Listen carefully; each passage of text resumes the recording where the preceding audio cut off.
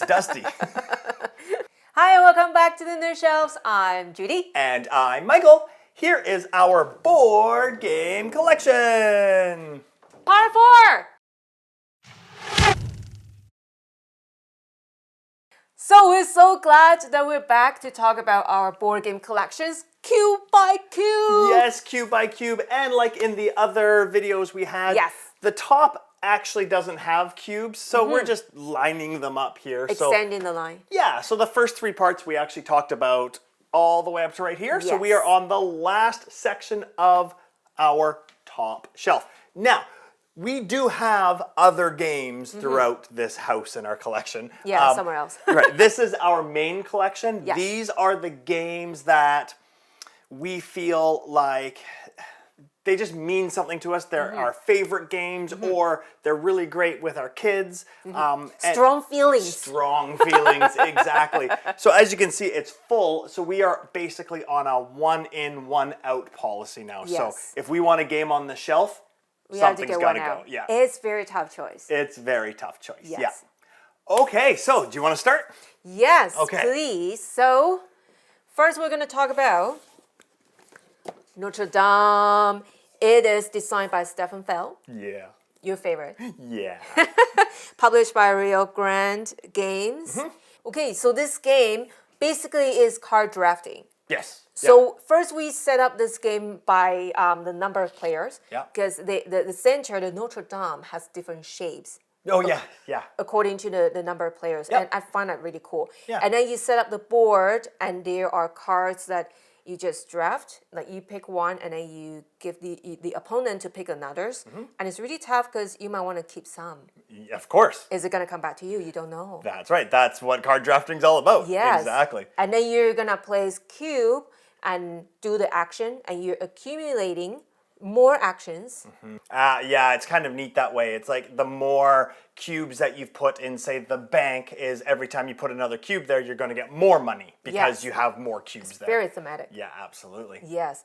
So not just that, there's also a plague issue that you have to the plague. get control under. Yeah. Otherwise, you might lose the game very quickly. Yeah, it's represented with rats, right? Yes, yeah. with rats. Yeah. So this is really fun, not easy. It's not easy, it's tough. As we all know that Stefan Feld's games are very point salad-y. Yeah. But this game is very easy to lose because the plague actually comes up really fast. The plague can hurt you because if you get hit by the plague and you lose points because of it, your plague track doesn't reset.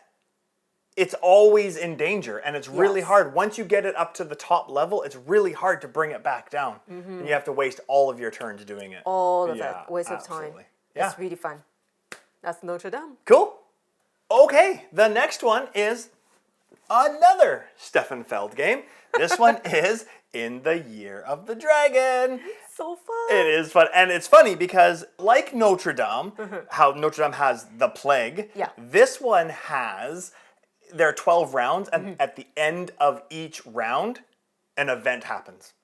Most of the events are horrible, and they're going to hurt you. So like Notre Dame, you're always, you know what those events are as they're coming up, so you're preparing yourself. Even more than Notre Dame, you're always thinking about the famine or your warring neighbors, and there's just so much to think about that you have to protect yourself from. So much to think about. So much. But basically how this game works is you have palaces, and you're putting floors on top of your palaces, and however many floors you have is how many different workers or different people you can house. And these people give you benefits. So when you're doing an action, if you have the person that matches that action, it actually makes that action more beneficial. So for example, if you are collecting rice as one of your actions, but you have people with that symbol in your palaces, then you get more rice. So you're trying to build this little engine of which workers do you hire, or which people do you bring in your palaces, and what actions are you picking throughout the game. And it's really cool because every round, all of the actions are put out on the board in cards, and they're in groups of how many players there are. So if I pick one group, I get to pick one action out of that group. then you have to pick a different group. So you might not be able to do the action in the group that I picked. You can take it, but you have to spend money to do so. And then you're getting those people into your palaces, Yeah. but the more people you put in your palaces, You gotta then feed them. you have to feed them. And if you don't feed them, you lose them. Yep. That's not good. It's not good. It's pretty neat. And more than any game I've ever played, this one is more about mitigating the bad things that happen to you more than it is gaining the benefits. Oh my. Yeah. Oh my is right. That's pretty crazy. Oh my. Anyways, that is In the Year of the Dragon by Stefan Feld. Okay. All right. Our next one. Surprise, surprise. Are you surprised? Another Stefan Feld. Carpe Diem. Oh, what a game. Stefan Feld, yes. This one's published by Ravensburger. And Aaliyah, yeah. Yeah, and Aaliyah. I love Carpe Diem. So this game, I know there is a newer version. So we got the older one. Yes, this is the older version. So the center board, you have to go a star shape. Yeah. To go to different area to collect your resources, the Right. tile, right? You place into the board. The newer one is circle. Yes. I think everyone likes different way, but either way, the game is good. I like the star. Either star or a circle. I like the star. I haven't really think about which one I like. Okay. So you're moving around to get the tiles Yes. and place on your board. There are ponds and farms and buildings. And once you complete them, you get the resources. Yeah. And those are good for endgame points. Yeah. And And end of round points too. yes, and also that. What's cool about this game is outside the board, so there are it's really cool because it's like puzzle. You place them together, and with the intersect line, if you have the building that's corresponding to the picture on the outside border, you get extra point too. Yeah, that was really thinky, eh? I really love that because Yeah, that's yeah, all yeah. I'm aiming for. Yeah, and it is like a puzzle. That makes it different every game. You take the edge pieces and you put them together like a puzzle around your board. Yeah. Yes, Cool. that is really cool. So also, not just that, at the other side of the board, I know you love that This is part my so favorite much. part. There are many different extra bonuses. Yeah. So each card at the border outside, there's a semicircle. So when they lay down next to each other, where they meet the other card, they actually form a circle. Right. So what you do is you can put your token on that circle. Now you occupy 2 bonus cards. Yeah. So you want to fulfill them.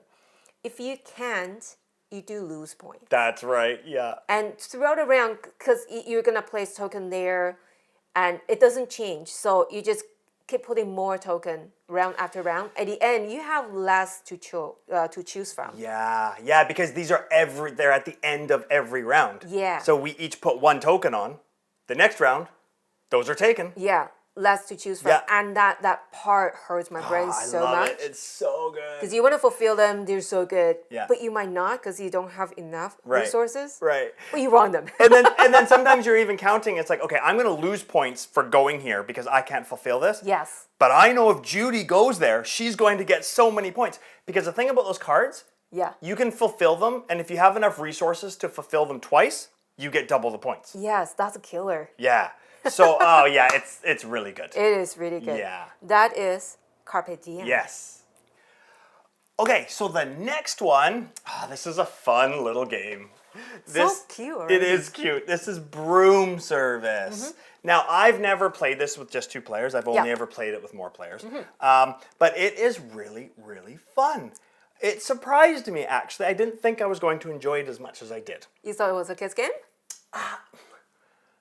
Maybe not a kid's game, but I thought it might be more of an entry-level game. But there's a lot of bite to this game. A lot. Yeah. Could be brutal. It can be, yeah. So it's got a really neat mechanic that I've never really seen before. Okay. So what it is at its core, it's a pick-up and delivery game. So you are witches, and you are getting potions, different color potions, and trying to deliver them to the right castles to gain points. Yes. And there's weather and things like that can affect it. Yeah. But how the core mechanic of it, the way that you move is, so you have cards, and everybody has the same cards, but you only get to pick a few at the beginning of each round. And then you go around one by one. And if I play a card and I say, I want to be the Forest Witch, I'm brave. I can either be brave or cowardly. If I'm brave, that means that the next person, if they've picked that in their hand, because you're picking them at the beginning of each round, if the next person's picked it, they have to play it. And if they say, no, I'm brave, that means I'm out. I don't get any of the actions. They can say, no, I'm cowardly. That's fine. You get a smaller action, but no, you get it instantly. Okay. So if you say you're cowardly, then I'm still the brave one, and it goes to the next person, and it goes around the table. So if the next person is brave, then I'm out. Okay. Until someone says brave. Or maybe they didn't pick that card. I don't have that card. I don't have that card. Okay, great. We've gone around the table. I have the brave, that character. Yeah. So I get the full action. Wow. Right? Or I can just play it and say, no, I want to be cowardly. Yeah. I get the instant action. And it's like a push your luck. There's no worry about somebody knocking me out. It's such a fun mechanic. What do you choose, right? What do you choose, and which cards do you pick in your hand? Yes. And it's this brave and cowardly action that I just love. It's so fun. It is so fun. Yeah, it's again, it really surprised me how it has a little bit what I love in games. It has a little bit of that, what are you thinking? What do you have in your hand? And then it's like, I know that you know that I know that you know. But do you know that But I do know you that know? you know I know? Do you? Yeah, you know what? Honestly, this game doesn't get to the table enough. Yeah. I really, really, really enjoy this game. We should. Yeah, that is Broom Service. All right, the last one. Super exciting. Miyabi. Miyabi. This is designed by Michael Kisling and is published by Haba. Haba. We love Haba. Such a fun game. As you can see, this is building a beautiful Japanese garden. Wait. It's dusty. Okay. So we are building Japanese garden, and this is by laying Tetris style tile. There's single tile, there's tile of 2 or 3, straight line 3 or L3.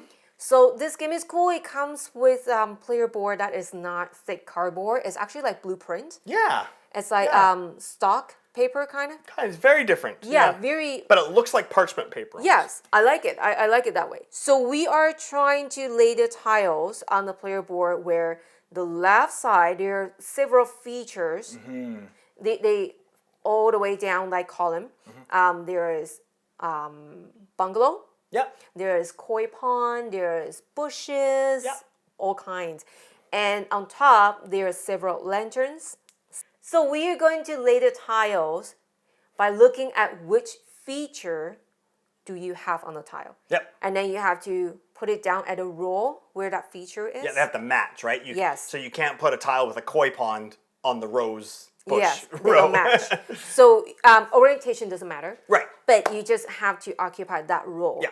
And once you've done that, you score. And then you move the lantern, meaning that whole column where you put your tile, where the feature is occupied. Yeah, for that round. Yes, for Yeah. that round. Yeah. And then you keep going until all the lantern is done. Yeah. And then what I really like about this game is how it's scored. Because you're not just fill up those the surface. You actually build up.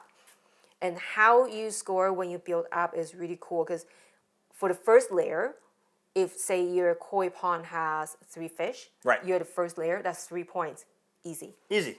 Right? if You times it by the layer. So that's first Yeah. layer, 3 fish, 3 times 1 equals 3. Yeah. Yeah. But if you build up onto the second layer, if you say have 2, so that's 2 times 2, now you have 4 points for that. Yeah. And that's really fun. It's so fun. And it's really clever too because you said earlier that the tiles have 1 square. Yeah. Those only have 1 feature in it. Yeah. The tiles with 2 squares have two features on it, and the tiles with 3 squares have 3 features on it. Yeah. So you're trying to lay the bigger tiles first, but the bigger tiles are harder to lay really because when you're up on different levels, Yes. maybe the levels don't match and you can't place the bigger tiles. Yes. It could burn your brain a Yeah, little bit. and what's also really cool about this is it comes with a bunch of different modules as well. Yes, so I it love has that. the frog module, which is great. It has it's really cool. The Zen garden Yeah. modules, and you can mix and match them. Very That cool. is so fun. Very I very love cool. that. Yeah, absolutely. So that is Miyabi. Very cool. Okay, so that is part 4 of our board game collection. Square by square. Square by square, cube by cube. And next time we are going to move down to the second row. Yes. Looking forward to that. Yeah. So that's it today. We hope you enjoy it. Until next time. Go ahead and get another game off of your nerd shelves. Take care. Bye.